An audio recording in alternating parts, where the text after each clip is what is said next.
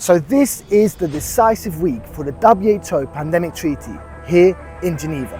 And again, Citizen Go is the confrontational face, just as we have been over and over and over and over before.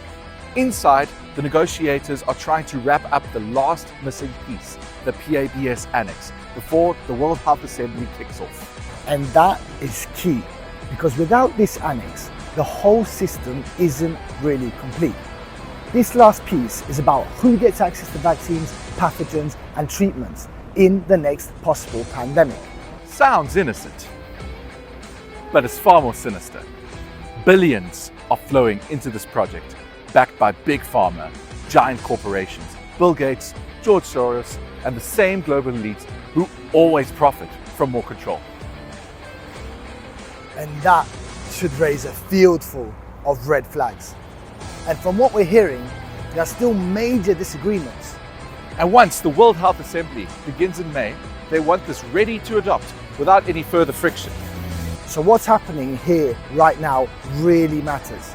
This is the final negotiations before that moment. So stay with us in this final stretch. Don't switch off now. So sign the petition, share it with your family, with your friends, with everyone you know. We need as many voices as possible right now, in this moment. Because this is about your freedoms. Thank you for your continued support that allows us to be a minefield in the path of globalist domination. Despite everything, the WHO did not manage to finish the PABS Annex, the most critical part of the pandemic treaty. After days of negotiations, pressure, and attempts to close the deal, countries simply could not agree. And that matters, because without it, the treaty isn't complete. This shows something very clearly. Pressure is working. Your engagement is having an impact. But this is not the end. Now everything moves to the World Health Assembly. That's where they'll try to push this forward whatever way possible.